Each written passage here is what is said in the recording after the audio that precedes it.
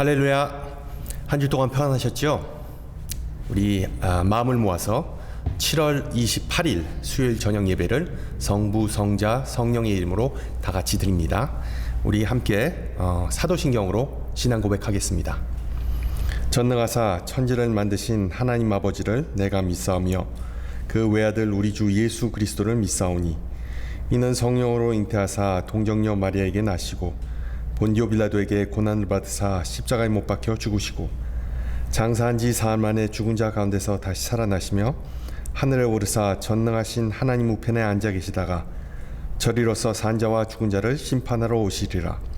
성령을 믿사오며 거룩한 공회와 성도가 서로 교통하는 것과 죄를 사해 주시는 것과 몸이 다시 사는 것과 영원히 사는 것을 믿사옵나이다. 아멘. 우리 함께 찬송가 337장 하시겠습니다. 예전 찬송가는 363장 337장 내 모든 시험 무거운 짐을 함께 찬양합니다. 내 모든 시험 무거운 짐을 주 예수 앞에 아뢰이면 근심에 쌓인 날 돌아주사 내 근심 모두 맡으시네. 무거운 짐을 나 홀로 지고 견디다 못해 쓰러질 때 불쌍히 여겨 구원해 주리 은혜의 주님 오직 예수. 내 모든 괴로움 닥치는 환난 주 예수 앞에 아뢰이면 주께서 친히 날 구해 주사 넓으신 사랑 베푸시네. 무거운 짐을 나 홀로 지고 견디다 못해 쓰러질 때 불쌍히 여겨 구원해 주리 은혜의 주님 오직 예수. 내 짐이 점점 무거워질 때 주 예수 앞에 아뢰이면 주께서 친히 날 구해 주사 내 대신 짐을 져주시네. 무거운 짐을 나 홀로 지고 견디다 못해 쓰러질 때 불쌍히 여겨 구원해 주리 은혜의 주님 오직 예수. 마음의 시험 무거운 죄를 주 예수 앞에 아뢰이면 예수는 나의 능력이 되사 세상을 이길 힘 주시네. 아멘. 무거운 짐을 나 홀로 지고 견디다 못해 쓰러질 때 불쌍히 여겨 구원해 주리 은혜의 주님 오직 예수. 아멘. 주님께서 우리에게 준 말씀 요한복음 신약성경 요한복음 4장 5절에서 8절 그리고 13절에서 14절 말씀입니다. 제가 가진 성경으로 신약성경 147페이지 요한복음 4장 5절에서 8절 그리고 13절에서 14절 말씀을 받들어 봉독합니다. 사마리아에 있는 수가라 하는 동네에 이르시니 야곱이 그 아들 요셉에게 준 땅이 가깝고 거기 또 야곱의 우물이 있더라. 예수께서 길 가시다가 피곤하여 우물 곁에 그대로 앉으시니 때가 6시쯤 되었더라. 사마리아 여자 한 사람이 물을 기르러 왔음에 예수께서 물을 좀 달라 하시니 이는 제자들이 먹을 것을 사러 그 동네에 들어갔음이러라. 그리고 13절 예수께서 대답하여 이르시되 이 물을 마시는 자마다 다시 목마르려니와 내가 주는 물을 마시는 자는 영원히 목마르지 아니하리니 내가 주는 물은 그 속에서 영생하도록 솟아나는 샘물이 되리라. 아멘. 지난 몇 주 동안 예수 안에서 찾는 평안과 안식이라는 주제로 말씀을 나눴는데, 오늘 저녁에 나눌 그 말씀은 그 시리즈 중에 마지막 설교입니다.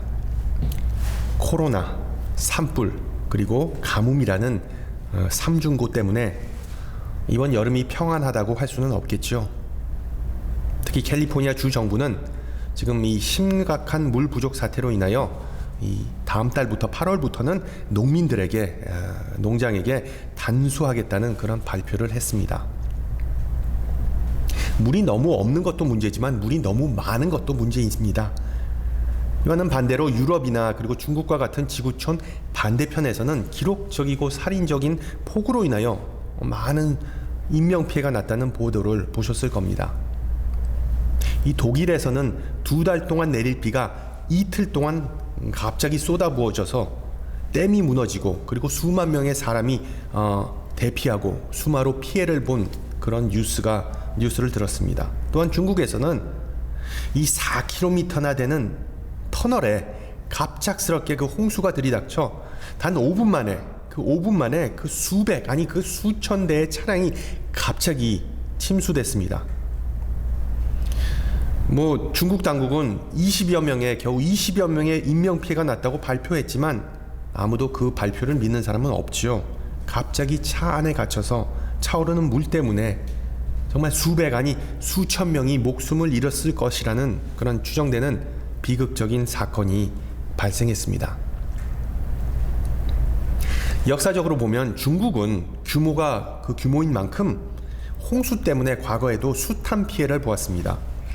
그 식수가 오염되는 경우가 빈번했기 때문에 중국인들은 반드시 그 물을 끓여 먹죠. 특히 집에 그 손님이 찾아왔을 때 냉수를 대접하는 것은 큰 결례이기 때문에 반드시 펄펄 끓는 물, 뜨거운 물, 아니면은 그런 차를 대접하는 모습을 우리가 볼 수 있습니다. 왜? 뜨거운 물은 그런 그 세균, 식중독 위험이 제거된 그런 안전한 물뿐만 아니라 몸을 건강하게 해준다고 믿고 있기 때문이죠. 예전에 어떤 기사에서 한 의사를 부모로 둔 어떤 기자가 쓴 글을 보았는데, 자신은 어렸을 때부터 그 뜨거운 물을 꾸준히 마셨다고 합니다. 여러분들도 아침에 일어나서 그 미지근한 물 마시는 그런 습관이 있는 분 계실 줄 믿습니다. 그 기자가 말하기를 미국 사람들은 시도 때도 없이 그 얼음물을 벌컥벌컥 들이키는 것과는 다르게 아침에 일어나면 반드시 자신은 미지근한 물로 위를 보호해주고, 낮 동안에도 차가운 음료는 삼가하고 따뜻한 물이나 음료를 마신답니다. 어렸을 때 그 찬물을 마시고자 하면 온 가족에게 너 그러면 배탈 난다 라고 꾸중을 들었기 때문입니다. 그래서 온수를 마시는 것은 몸 온도를 유지해주고 혈액순환을 촉진해주고 동시에 해로운 물질을 배출해주는 그런 탁월한 효과가 있다는 기사였습니다. 사막지방, 특히 중동지방 사람들도 냉수가 아닌 따뜻한 음료를 즐긴다는 것을 들어보셨을 겁니다. 특히 유목민 생활을 하는 그 베두인족은 손님에게 뜨끈한 민트차, 박하향차를 대접한답니다. 시원한 그 박화향과 더불어 이열치열의 효과로 인하여 불볕 더위에도 청량감, 그 시원함을 느낄 수 있다는 이유에서이죠. 지난주가 중복이었는데 한국에서 삼계탕 먹는 사람들이 뜨거운 국물을 쭉 들이키고 시원하다라고 감탄하는 것과 비슷한 이치입니다. 하지만 이 예수님 시대에 살았던 1세기 이스라엘 사람들은 아랍 사람들과는 다르게 손님에게 반드시 따뜻한 차가 아닌 냉수를 대접했습니다.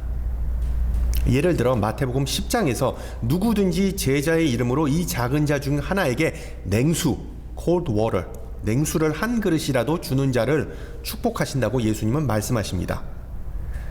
왜 냉수 한 컵으로 접대하는 것이 손님을 귀하게 여기는 것일까요? 옛날에는 당연히 냉장고가 없었기 때문에 손님이 그 더운 저녁에 도착하면 안주인은 부랴부랴 동네에 있는 우물로 뛰어가서 물을 길어 왔답니다. 그러한 정성은 비록 사소하지만 손님을 배려하고 높여주는 그런 행위였다죠. 아침에 길어온 미지근한 물과는 다르게 갓 길어온 시원한 물은 결국 깨끗하고 안전하다는 의미이기 때문에 손님을 귀하게 여기고 기쁘게 해준다는 의미였습니다. 그리고 그런 시원한 물 한 잔을 마시는 사람들의 반응은 아마도 만족감과 청량감의 상징인 로서 반응을 했을 겁니다. 그런데 때로는 그런 신체의 무의식적인 시원함의 반응인 아가 미처 생각하지 못한 것을 깨달았을 때 내는 소리인 아하로 바뀌는 그런 상황이 있었습니다. 즉 시원한 물 한 잔은 몸을 시원하게 해줌과 동시에 심신을 깨워주는, 활력을 돋아주는 그런 이중적인 효능을 가지고 있었습니다. 오죽하면 냉수 먹고 정신 차려라는 그런 표현이 있겠습니까? 몸이 개운해지고 영혼이 맑아지는 그런 이중적인 힐링을 바로 잘 알려진 오늘 본문인 예수님과 수가성 여인의 대화 속에서 찾아볼 수 있습니다. 우리 예수님, 물에 대해 너무나 잘 알고 계셨겠죠. 메마르고 산골짜기가 주를 이루는 그 척박한 팔레스타인 땅에서 물이 얼마나 귀하고 희귀한 자원인지를 보고 배우면서 자라셨을 겁니다. 어린 시절부터 자신의 모친인 마리아와 그리고 또한 동네 많은 여인이 우물에서 물을 길기 위해 고생하는 것을 직접 눈으로 목격하셨기 때문에 그 당일날 오늘 본문에서 우물에 물을 기르러 온 이 사마리아인이 얼마나 고생하는지 또한 잘 알고 계셨겠죠. 또 다른 한편으로 성경은 말하기는 그때는 6시, 즉 가장 더운 시간인 정오였는데 자칫 더위 먹을 수 있어서 사람들이 보통 물을 기르러 오지 않는다는 사실 또한 잘 알고 계셨기 때문에 그 여인에게는 말 못할 고충이 있었던 것 또한 우리 예수님은 잘 알고 계셨을 겁니다. 여러분, 이 물통 옮기는 것 생각보다 쉽지 않습니다. 이 코로나가 터지기 이전에 그 생수 배달하는 사람이 아침 일찍 그 교회 베란다, 그러니까 그 이성전 베란다에다가 그 5갤런짜리, 상당히 크죠? 5갤런짜리 그 디스펀스에다 끼는 그 큰 통, 5갤런짜리 물통을 적어도 한 20개에서 30개를 쫙 가지런히 놓고 갑니다. 그러면 나중에 저는 그 출근하자마자 그 물이 그 직사광선에 노출돼서 변질하는 것을 막기 위해서 그 물통을 다 양손에 들고 다 이성전 안으로 직접 들여놓았습니다. 거의 각각 한 병당, 그 물병당 20kg 하는 물병을 그것도 양손에 들고 10번 넘게 왔다 갔다 하면 그건 정말 운동이 아니라 노동, 정말 땀 범벅이 되고 힘들어서 거의 그 하루 일과는 그것으로 끝이었습니다. 이렇게.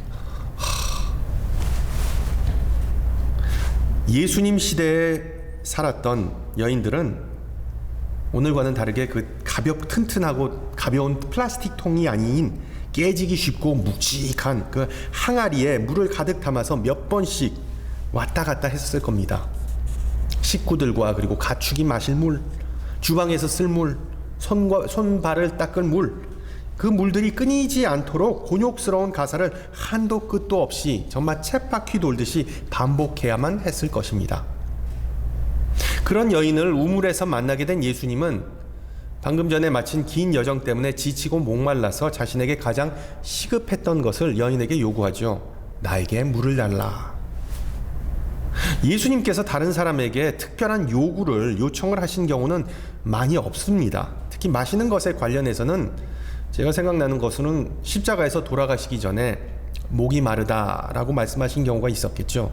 그거는 뭐 요청도 아니라 그냥 그렇게 체념하듯이 말씀하신 것이었습니다. 마찬가지로 수가성에 있는 그 우물가에서 예수님은 자신의 인간성과 십자가 위에서와 같이 자신의 인간성과 그리고 연약함을 고스란히 드러내십니다.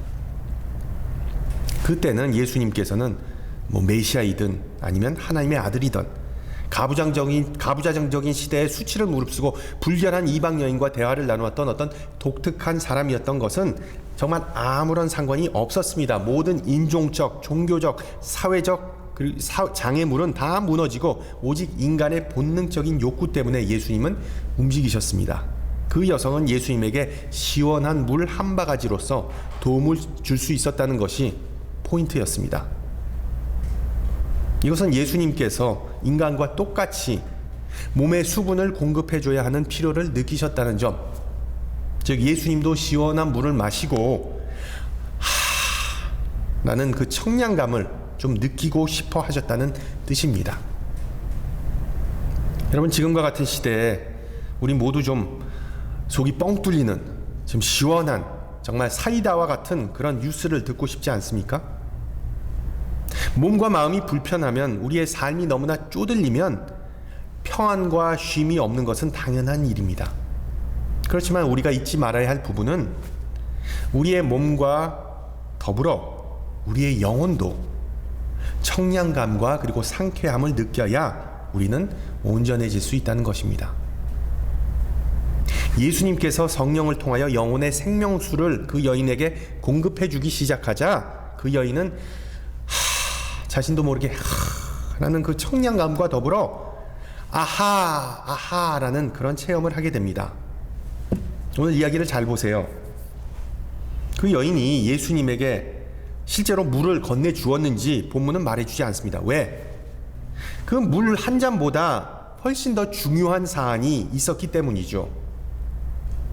분명한 사실은 열심히 물을 길었던 그 여인은 자신이 하던 일을 잠시 멈추고 자신에게 말을 건 예수님을 정말 신기한 눈빛으로 바라보았습니다. 예수님은 단지 그 여인에게 말을 걸음으로써 물 항아리와 더불어 수치 그리고 죄책감이라는 그 무거운 막대한 짐을 짊어지고 살고 있다는 것을 그 여인에게 깨닫게 해주셨습니다. 물론 예수님은 자신이 필요한 것을 얻기 위해서 그 여인의 삶에 개입한 것이 아니었다는 점을 보여주시는 것이죠. 자신이 아니라 그 여인을 위해서 예수님은 나셔진 것이죠. 오지랖이 넓어서 그냥 스쳐 지나갈 수 있는 여인과 인연을 맺는 것 또한 아니었습니다. 본인은 분명 목이 말랐지만 자신을 만난 여인은 더 영적으로 목이 말랐다는 것을 뻔히 아셨기 때문에 그 여인의 영적 그 갈증을 해소할 수 있는 생명수를 전달하시고자 했던 것입니다. 바꿔 말하면 그 우물가에서는 역할이 뒤바뀝니다. 이방인이자 방문객인 예수님은 잠시 주인이 되고 토박이이자 그리고 그 마을 주민인 여인은 이제 예수님의 손님이 되어버리는 아이러니한 상황이 발생하는 겁니다. 마찬가지로 예수님을 우리의 삶의 주인으로 영접하는 때가 바로 우리의 영이 새롭게 되는 그런 분기점이죠. 여인이 만난 그 예수님은 어떤 분이실까요? 그 사마리아 여인이 누구인지를 낱낱이 아시는 분, 그 여인의 마음 깊은 곳에 숨겨진 비밀을 다 보고 계신 분이셨습니다. 또한 그 여인이 용서받음과 인정받음에 목말라 있었던 상태를 인식하셨던 분이셨습니다. 그 여인이 말하기도 전에, 요구하기도 전에 예수님은 먼저 제안하십니다. 내게 생수를 주겠노라. 그리고 그 생명수는 여인의 영혼을 치유하고 마음의 짐을 가볍게 해줄 수 있는 생수임을 암시하십니다. 마찬가지로 예수님께서 주시는 생수는 우리의 영혼에 안식과 쉼을 준다는 사실을 기억하시기 바랍니다. 오늘 본문과 연관된 좀 오래된 옛날에 나온 그 복음성가가 있는데 여러분 다 그 가사를 아실 거예요. 우물가의 여인처럼 난 구했네 헛되고 헛된 것들을 그때 주님 내게 하신 말씀 내게 와 생수를 마셔라. 아시죠? 여러분 이 노래 어렸을 때 참 많이 듣고 저도 좋아했던 노래였습니다. 금요일 저녁마다 그 찬양 집회 때 많이 불렀던 노래였는데 저는 지금 좀 생각해 보니까 오늘 본문을 준비하면서 생각해 보니까 그 가사가 조금 좀 왜곡됐다는 그런 생각이 문득 들었습니다. 왜? 그 여인이 과연 헛되고 헛된 것들을 구하면서 살았을까요? 그 여인이 정확히 무엇을 추구하면서 살았는지 그 인생의 목적이나 가치관을 오늘 본문을 통해서 알 수는 없습니다. 우리가 성경을 통해서 알 수 있는 유일한 사실은 그 여인은 우리 모두와 마찬가지로 매일 먹고 살기 위해 즉 목말라 죽지 않기 위해 쉬지 않고 물을 기르러 고생하면서 집 우물 우물집 집 우물 우물집을 반복하는 그런 고달픈 삶을 살았다는 것입니다. 그 여인과 마찬가지로 우리도 마찬가지로 우리 모두 다 고달픈 삶을 사는 그런 인생입니다. 매일 먹고 살기 위한 물을 기르러 시간을 투자하다 보니까 예수님이라는 존재, 그 생수의 가치를 전혀 깨닫지 못하였죠. 우리 신앙인들도 비슷합니다. 정신없이 살다 보니까 공통으로 하는 말, 시간 참 빨리 가네, 시간 참 빨리 가네. 어떻게 보면 우리의 몸과 마음의 여유를 잃어버려서 예수 그리스도와의 교제 속에서 참된 쉼과 여유를 찾지 못하는 것 또한 우리의 현 상황입니다. 그래서 예수님께서 다시는 목마르지 않은 물을 내게 주노라 라고 말씀하시니까 15절에서 주여 그런 물을 내게 주사 목마르지도 않고 또 여기 물을 기르러 오지도 않게 하옵소서 라고 여인은 요청합니다. 영생을 주신다고 예수님은 말씀하시지만 그 여인의 관심은 자신의 노고를 좀 덜어달라는 것이었습니다. 이것 또한 많은 신앙인에게서 찾아볼 수 있는 공통적인 특징이죠. 우리는 하나님께서 선물로 주신 새 생명과 하나님의 나라의 중요성 어느 정도 인지하고는 있습니다. 그러나 우리의 기도 대부분은 집과 우물, 즉 직장이나 비즈니스, 가족, 이 모든 것에 더 초점을 맞추는 경향이 있습니다. 안타깝게도 하나님은 그 누구도 주실 수 없는 엄청난 선물을 주시지만 우리의 기대감은 현저히 낮습니다. 물이 바다 덮음같이 하나님은 무궁무한 사랑과 용서를 우리에게 제공해 주시지만 우리가 기도로서 간구하는 내용은 어찌 보면 정말 티끌과 같은 것들만을 간구하고 있다는 것을 우리는 잘 헤아리지 못하고 있다는 사실입니다. 배고프거나 목마르면 여러분 시야가 좁아집니다. 눈이 퀭해지면서 실제로 영적 갈증 혹은 굶주림과 영적 눈멈, 그러니까 spiritual blindness, 영적으로 보이지 않는 것, 이 영적 갈증과 영적 눈멈은 항상 짝을 이루기 마련입니다. 본문에 나온 여인은 예수님께서 주시는 그 생수가 얼마나 청량감이 넘치는 그런 생명수인지 이해하지 못하는데, 이것은 요한복음에 흔히 등장하는 아이러니의 대표적인 예이죠. 예수님께서 말씀하시고자 하는 바는 그 여인이 좀 더 쉽게 가사를 할 수 있다는 것이나 좀 더 나은 환경 속에서 일을 할 수 있다는 것이 아니었습니다. 그 수고를 좀 덜어주어서 그녀의 삶이 덜 고달프고 덜 고단하게 된다는 것 또한 아니었습니다. 예수님은 그 여인의 그 영혼을 그 짓누르는 짐을 제거해 주시고 그 내면에서 그 여인을 괴롭히는 죄책감을 없어주겠다는 제안을 하신 것이죠. 자세한 내막은 모르지만 그 여인은 참 복잡한 과거가 있었던 여인임은 분명합니다. 마을 사람들로부터 배척당하는 이유는 아마도 재혼을 셀 수 없이 다 5번 넘게 했다는 것입니다. 더 심각한 내용은 지금 사는 남성은 남편도 아니라는 것, 즉 동거하고 있다는 점입니다. 요즘 같으면 동거하는 것을 대수롭지 않게 여기겠지만 한 30-40년 전만 하더라도 동거는 상당한 파문을 불러일으켰습니다. 그리고 2000년 전에는 말할 것도 없었죠. 남편을 5번 넘게 갈아치운 경력이 있는 여인, 그리고 동거하는 여인이라는 사회적 낙인이 얼마나 대단했겠습니까? 그 여인이 매일 짊어지고 다녀야 했던, 그럼 정말 노예와 같은 생활을 해야만 했던 그 압박감, 수치심, 죄책감, 배척과 그리고 동네 사람들의 손가락질, 이 모든 것들은 그 여인이 온전히 혼자서 짊어져야 했던 물 항아리보다 훨씬 더 무거운 것이었겠죠. 전능하신 하나님의 아들 예수님은 우리의 모든 문제를 다 해결해 주시는 요정이나 마법사는 아니십니다. 예수님은 사마리아 여인의 육체적인 짐을 덜어줄 수는 없었습니다. 육체적인 짐, 그 손에 있었던 그 물통, 물론 그 여인의 집까지 항아리를 좀 들어주는 도움을 주실 수는 있었겠지만 한 번으로 끝났겠죠. 예수님께서 수가성을 떠나버리면 그런 도움은 이제 끝이었을 겁니다. 반면에 우리 예수님은 사마리아 여인의 마음의 짐을 영구적으로 가볍게 해줄 수 있으셨습니다. 따라서 마태복음 11장에서 이렇게 말씀하시죠. 수고하고 무거운 짐진 자들아 다 내게로 오라. 내가 너희를 쉬게 하리라. 이것이 우리 인간이 이해하는 샬롬과 하나님께서 주시는 샬롬과의 차이입니다. 우리는 좀 더 맛있는 것, 더 먹고 마시고 편하게 사는 것, 노는 것, 그것이 참된 평화라고 생각하지만 성경은 우리가 예수님을 영접하고 예수님을 의지하고 마음의 무거운 짐을 내려놓고 그리고 하나님과 교제하는 그것이야말로 참된 평화라고 말하고 있습니다. 따라서 예수님은 14절에서 그 속에서 영생하도록 솟아나는 샘물인 성령을 주시기 위해 그 우물가에서 그리고 또한 이 땅에 오셨다고 설명하십니다.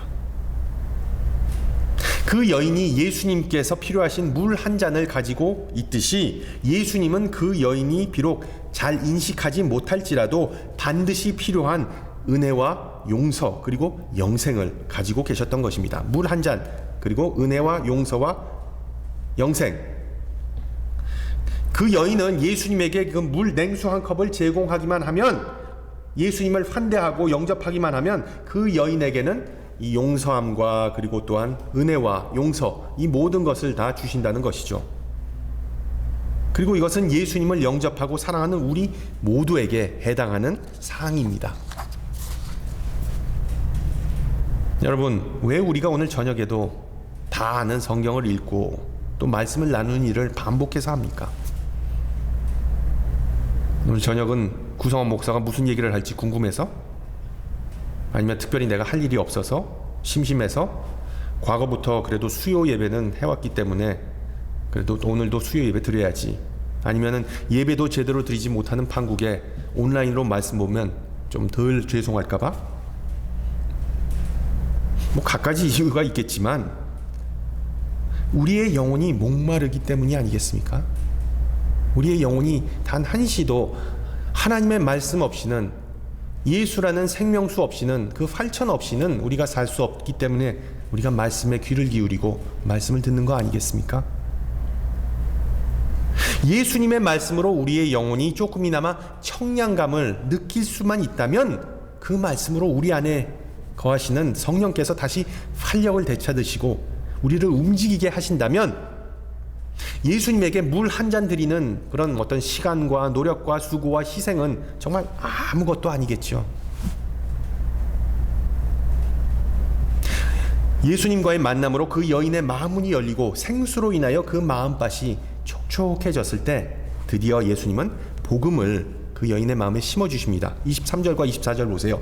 아버지께 참되게 예배하는 자들은 영과 진리로 예배할 때가 오나니 곧 이때라. 아버지께서는 자기에게 이렇게 예배하는 자들을 찾으시느니라. 하나님은 영이시니 예배하는 자가 영과 진리로 예배할지니라.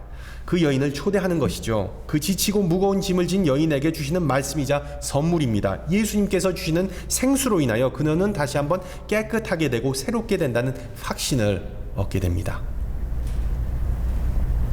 마을 사람들의 수많은 눈총과 비판을 들으며 살아왔던 이 여인, 상당히 눈치가 빠르고 총명합니다.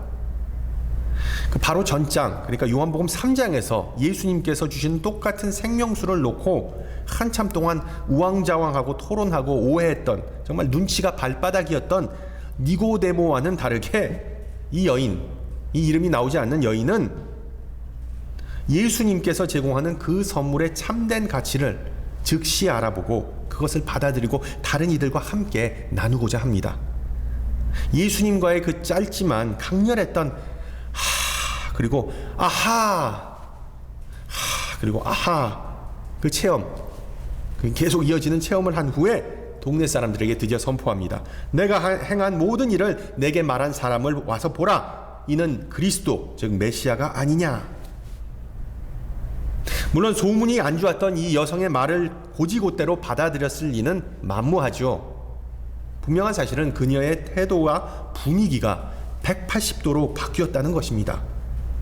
신앙생활에 평상시에 아무런 관심이 없었던 사람이 갑자기 메시아에 대해 말하지를 않나, 사람들의 시선을 피해 다녔던 과거와는 다르게 지금은 사람들에게 다가가서 적극적으로 말을 거지 않나 등등, 성령의 감화, 감동, 청량감을 체험한 그녀는 이제 만나는 다른 이들의 마음마저 시원하게 해줬다는 그런 사실을 주목하시기 바랍니다. 이게 바로 예수님의 말씀에 귀를 기울이고 그 말씀을 우리가 영접하면 우리 안팎에서 일어나는 놀라운 변화 아니겠습니까?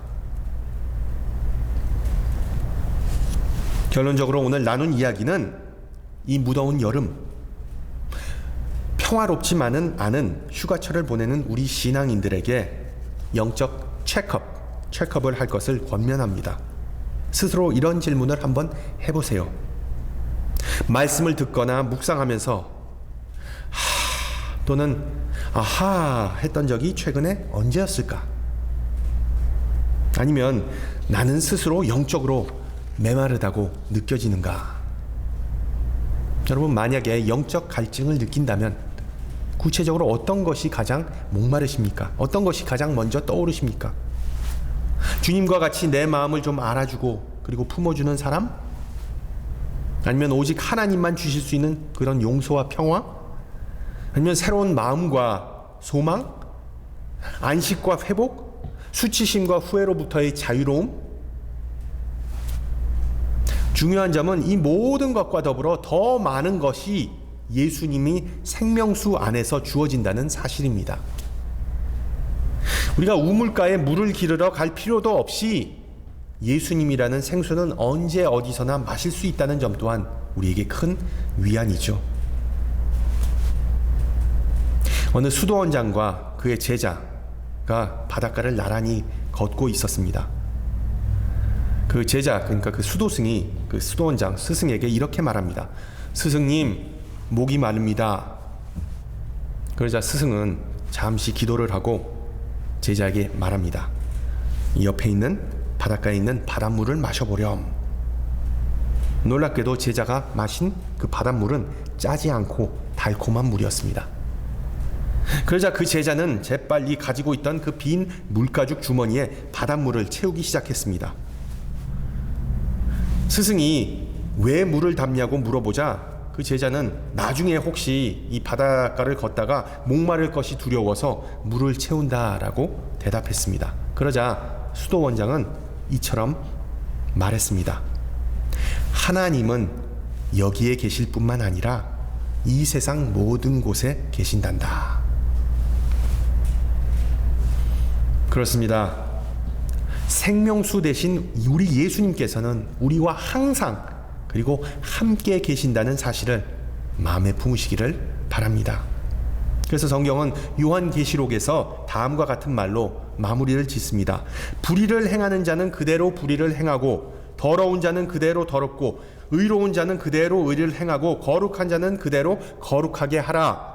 목마른 자도 올 것이요 또 원하는 자는 값없이 생명수를 받으라 하시더라. 할렐루야. 생명수이신 예수님은 우리의 일상과 모든 필요와 모든 욕구보다 훨씬 더 많은 것을, 더 깊은 것을 헤아리시고 그리고 그것을 어루만져 주십니다. 그뿐만 아니라 하나님의 샬롬을, 하나님과의 화평을 방해하는 인간적인 슬픔, 수치, 우리의 모든 실수, 아픈 기억 또한 그 모든 것들을 치유하시는 분이십니다. 여러분, 우리 다시 한번 예수님을 마음속에 영접합시다. 우리의 심신을 솟행케 할 그 생명수를 시원하게 들이켜고 이 여름뿐만 아니라 그 후에도, 훨씬 후에도 그 짜릿한 청량감, 그 여운 속에서 살아가는 복된 성도가 되시기를 주님의 이름으로 축원합니다. 함께 기도합니다. 은혜가 많으신 하나님 아버지, 오늘 저녁에도 우리를 사랑하사 은혜의 자리로 초대하여 주시고 말씀을 채워주심을 감사드립니다. 덥고 지치기 쉬운 이 여름에 우리가 잊기 쉬운 사실을 새롭게 전해주시고 깨닫게 해주심 또한 감사드립니다. 사마리아 여인과 같이 바쁘고 힘든 일상 속에서 무거운 짐을 지고 있는 우리에게 쉼과 위로를 제공해 주시는 분은 오직 예수님이심을 다시 한번 고백합니다. 우리의 내면의 상처와 아픈 기억을 치유하고 새롭게 하시는 이는 오직 성령 하나님이심을 다시 한번 고백합니다. 그리고 우리가 방황하고 불평할 때도 아무런 말 없이 미소로 우리를 지켜봐 주시는 자비롭고 인내하신 분은 오직 성부 하나님임을 다시 한번 고백합니다.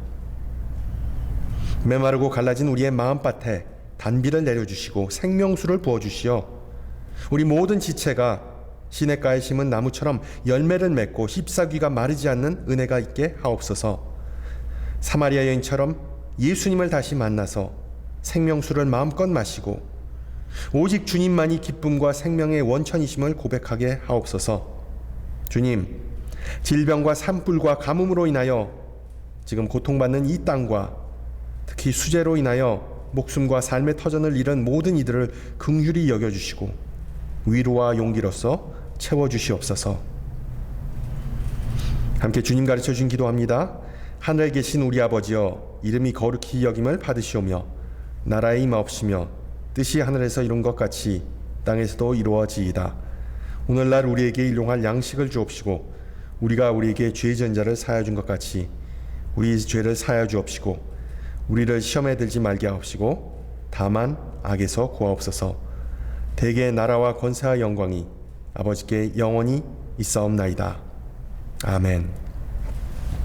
여러분 항상 예수님과 함께 동행하시고 성령 안에 거하시면서 청량감을 느끼는 그런 한 주가 되시기를 소망합니다. 더운 이 무더운 날씨 속에서도 항상 강건하시고 승리하시고 그리고 다음 주 이 시간에 뵙도록 하겠습니다. 샬롬.